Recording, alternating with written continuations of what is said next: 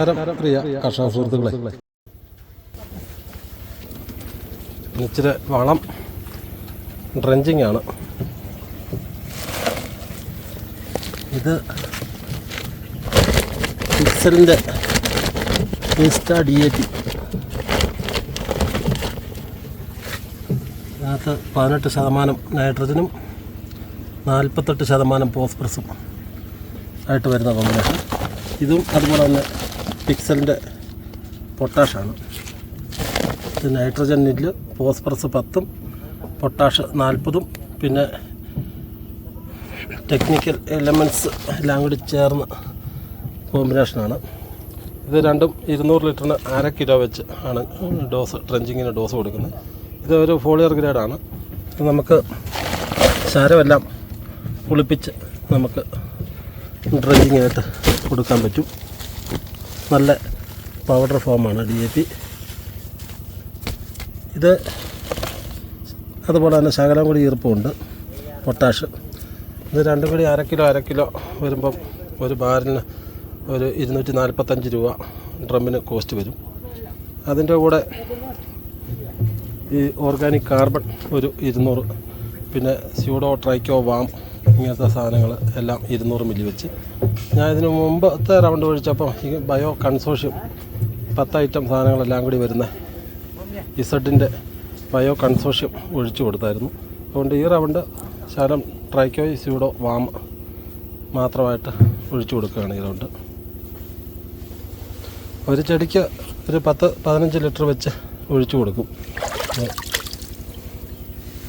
ഇവിടെ മഴ വലിയ കാര്യമായിട്ട് കിട്ടിയില്ല. ഒരു 10-15 മിനിറ്റ് കഷ്ടിച്ച് ഒരു മഴ പെയ്തപ്പോൾ ഒരു ശകല ശക്തിയിൽ പെയ്ത് വന്നു. അത് അധികം നേരം നിന്നില്ല. അതുകൊണ്ട് മിസ്റ്റ് ഓടിച്ച് നന പോയിക്കൊണ്ടിരിക്കുന്നു. പിന്നെ കൂടുതൽ വെയിലടിക്കുന്നിടത്തെല്ലാം ഗ്രീൻ നെറ്റ് കിട്ടുന്നു. അങ്ങനത്തെ പണികളൊക്കെയാണ് ഇപ്പം പോയിക്കൊണ്ടിരിക്കുന്നത്. ചിമ്പ് ശകലം കൂടി സ്പീഡായിട്ട് വരാനും ഈ നിൽക്കുന്ന സ്ഥലത്തെല്ലാം ഒന്നും കൂടി കാ പിടിക്കാനും ഒക്കെ ആയിട്ടാണ് നമ്മൾ ഈ കോമ്പിനേഷൻ കൊടുക്കുന്നത്. ഈ ചെടിക്ക് ചുറ്റി ഇട്ടേക്കുന്നത് നമ്മുടെ കരിയാണ്, കരിച്ച പൊടി, ഉമ്മിക്കരി. അതിൻ്റെ ഗുണം ഓർഗാനിക് കാർബണും സിലിക്കയും ഇതിൽ ധാരാളം അടങ്ങിയിട്ടുണ്ട്. നമുക്ക് വലിയ കോസ്റ്റും ഇല്ല. ഇതിനകത്ത് നല്ലപോലെ ഇതുപോലെ പുതിയ ചല്ലി വേരുകൾ ഈ ഫെബ്രുവരി മാസം തീരാറാകുമ്പം നമുക്ക് ഈ സമയത്തും നല്ല റൂട്ട് ഫോമിനേഷനുണ്ട്.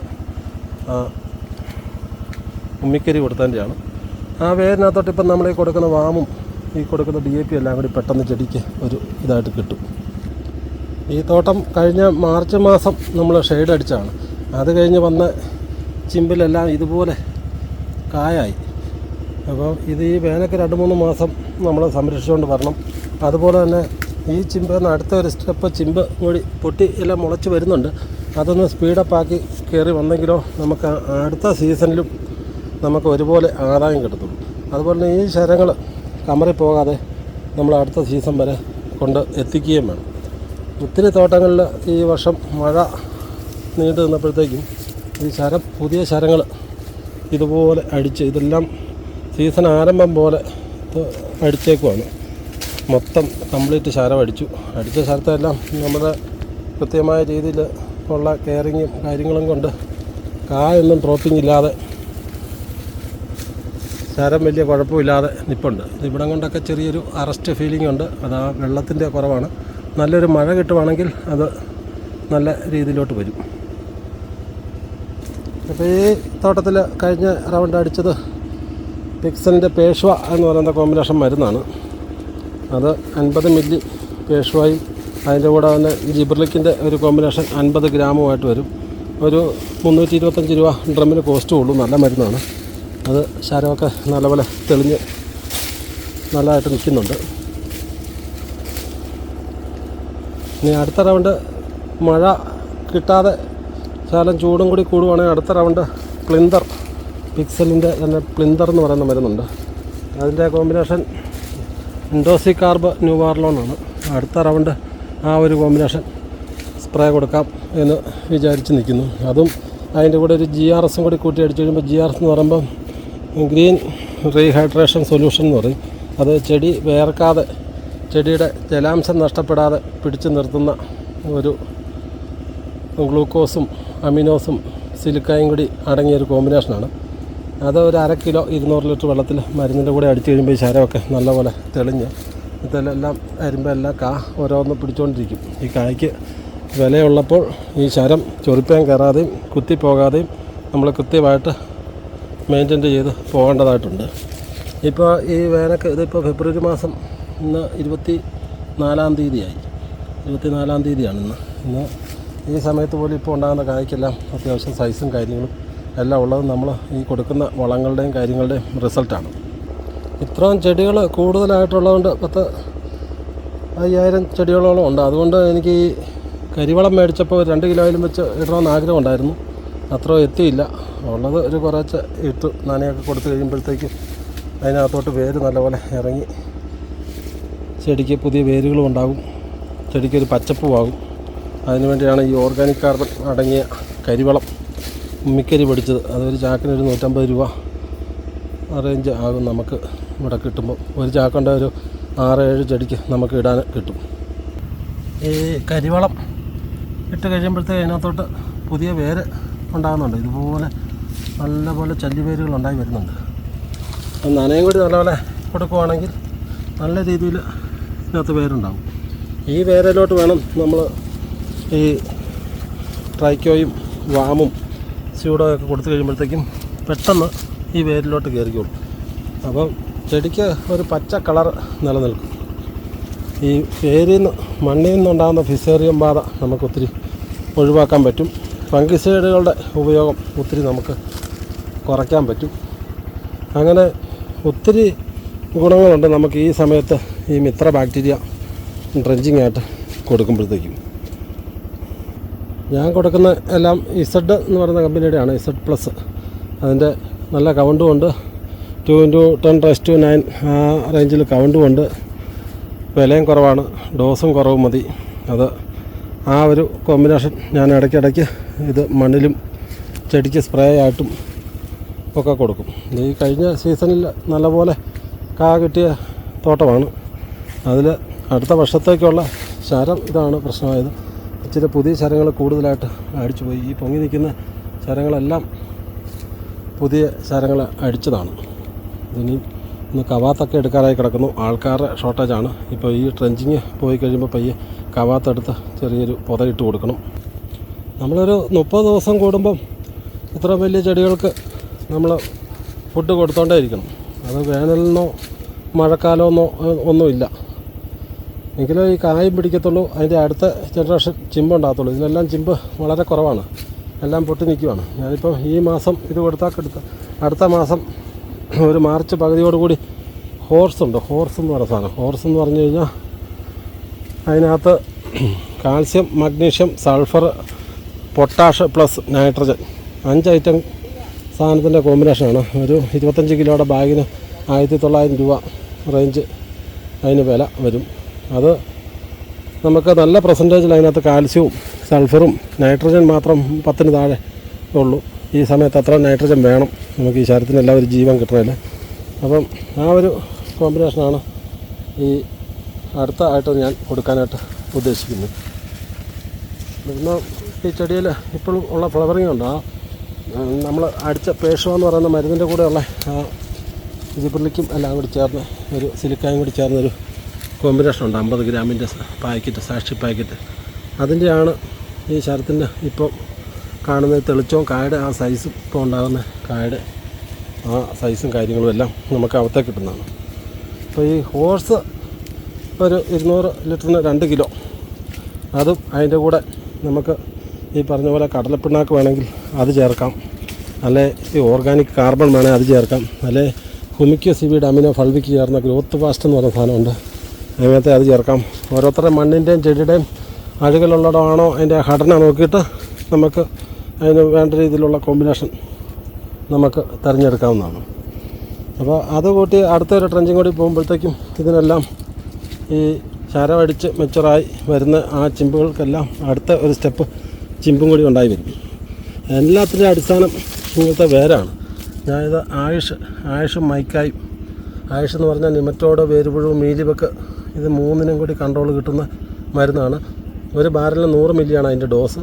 അതിന് ഒരു 300 രൂപ ഡ്രമ്മിന് കോസ്റ്റ് വരും.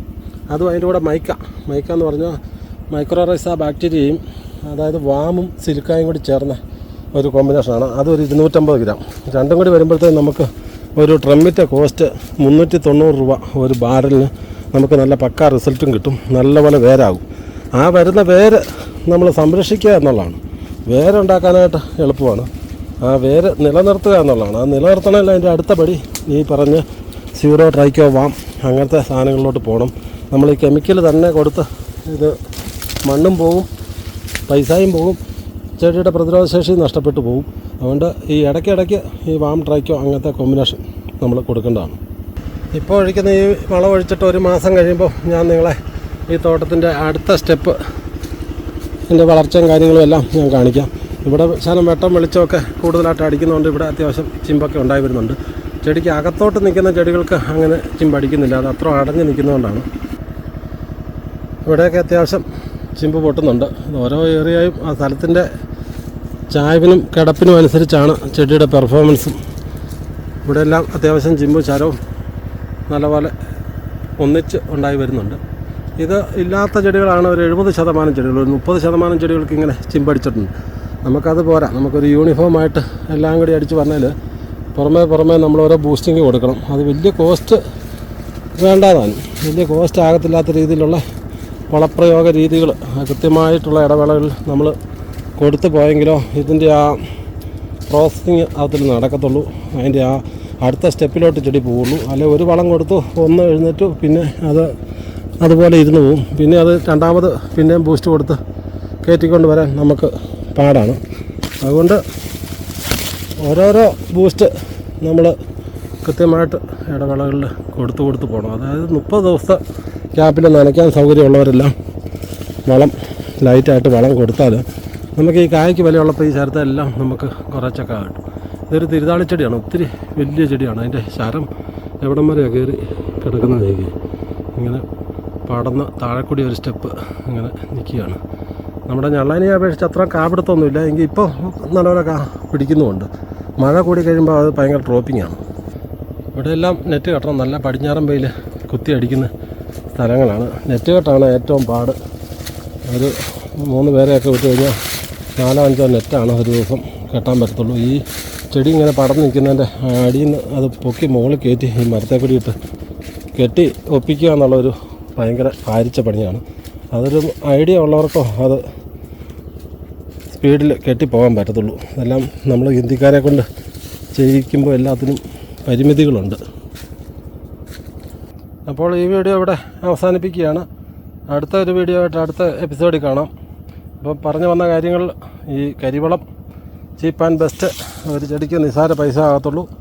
അത് ഈ ഓർഗാനിക് കാർബൺ ഏലച്ചെടിക്ക് ഏറ്റവും കൂടുതൽ വേണ്ട സാധനമാണ്. അതുപോലെ തന്നെ വെള്ളം പിടിച്ചു നിർത്താനായിട്ട് ഈ സമയങ്ങളിൽ സിലിക്ക, ഇത് രണ്ടും അടങ്ങിയതാണ്. ഈ ഓർഗാനിക് കാർബണും സിലിക്കായും കുറച്ച് ശകലം വളരെ പെർസെൻറ്റേജ് കുറഞ്ഞ അളവിൽ NPKയും എല്ലാം അടങ്ങിയൊരു സാധനമാണ് ഈ കരിവളം. അത് ഒന്ന് ട്രൈ ചെയ്ത് നോക്കുക. ഈ ചുമല കലർന്ന മട്ടി കലർന്ന മണ്ണൊക്കെ ഉള്ള സ്ഥലങ്ങളിൽ മസ്റ്റായിട്ടും ഓർഗാനിക് കാർബൺ വേണം.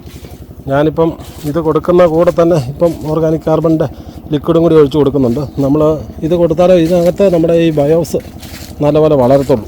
അതിനുവേണ്ടി നമ്മൾ ആ കോമ്പിനേഷനകത്തെല്ലാം ശകലം ഓർഗാനിക് കാർബണും കൂടി ആഡ് ചെയ്ത് കൊടുക്കും. ഒത്തിരി പേര് ഇപ്പം ഈ സമയത്തൊന്നും ചെയ്യാതെ പണിക്കാരില്ല അത് ഇതെല്ലാം കാരണങ്ങൾ കാണും.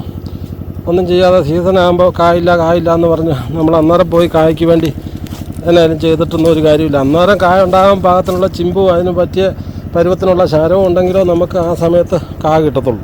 അപ്പോൾ ആ സമയത്ത് കായ കിട്ടണമെങ്കിൽ ഇപ്പം നമുക്ക് ഇതുപോലെയുള്ള ചിമ്പ് ഉണ്ടായി വരണം. ആ പരുവത്തിൽ ചിമ്പ് ഉണ്ടാകണമെങ്കിൽ അതിന് നല്ലപോലെ ഇത്ര ശരം നിൽക്കുന്നതുകൊണ്ട് ചെടിക്ക് ഫുഡ് അതിൻ്റെ തീറ്റ പറ്റാതെ വരും. ആ ഉള്ള കാ പിടിക്കാനും ഈ ഓരോ കായ്ക്കകത്തും ഇതുപോലെ കായ കൊണ്ടാണ് അതിൻ്റെ അരിയും മണിയും എല്ലാം പിടിച്ച് പറഞ്ഞാൽ അതുപോലെ അതിന് തീറ്റ വേണം. അപ്പം മണ്ണും കൂടി ഡ്രൈ ആയി കഴിയുമ്പോഴത്തെ വേനക്ക് ഇതിൻ്റെ വേരിൻ്റെ ഏരിയ കവറേജ് കുറഞ്ഞും പോവും. തീറ്റ തേടി പിടിക്കുന്ന ആ ഒരു പ്രോസസ്സിങ് അതും കുറഞ്ഞു പോകും. അപ്പോഴത്തേക്കും നമ്മൾ അടിച്ചും ഒഴിച്ചും ഒക്കെ കൊടുക്കുന്നതാണ് ചെറിയ ആയിട്ടായാലും കിട്ടുന്നത്. പകുതി കൂടുതൽ നമ്മൾ ഈ മഴക്കാലത്ത് കൊടുക്കുന്നതിനെക്കാട്ടിലും ഇവാപ്പറേഷൻ കൂടുതലാണ്. ഇവാപ്രേറ്റായി പോവുകയും ചെയ്യും. അപ്പോൾ അതുകൊണ്ട് ഒരുമാതിരി ഈർപ്പം നന നമ്മൾ കൊടുക്കുക. അതിനുശേഷം കൃത്യം 30 ദിവസം കൂടുമ്പം ഒരു DAP ആയിട്ടും പിന്നത്തെ റൗണ്ട് ഒരു കാൽസ്യം ആയിട്ടും ഞാൻ ഈ പറഞ്ഞ ഹോഴ്സ് കാൽസ്യം, മഗ്നീഷ്യം, പൊട്ടാഷും, നൈട്രജനും സൾഫറും എല്ലാം കൂടി അടങ്ങിയ കോമ്പിനേഷൻ, ഇങ്ങനത്തെ കോമ്പിനേഷൻ കൊടുത്തു പോവുകയാണെങ്കിൽ നമുക്ക് അത്യാവശ്യം ചിമ്പ് അടിച്ചു വരും. ആ വരുന്ന ചിമ്പിന് പിന്നെ വേഗത കൂടാനായിട്ടുള്ള കാര്യങ്ങൾ ഇടയ്ക്കിടയ്ക്ക് ഒരു ബൂസ്റ്റിങ് മരുന്നടി മോട്ടറിന് നമ്മൾ കൈപ്പിടി മാറ്റിയിട്ട് നോസിലിട്ട് അടിച്ചു കൊടുത്താൽ പോലും നമുക്ക് നല്ല രീതിയിൽ കായും പിടിക്കും. അതിൻ്റെ പുതിയ ചിമ്പും ഇതുപോലെ നമുക്ക് ഉണ്ടായി കിട്ടും.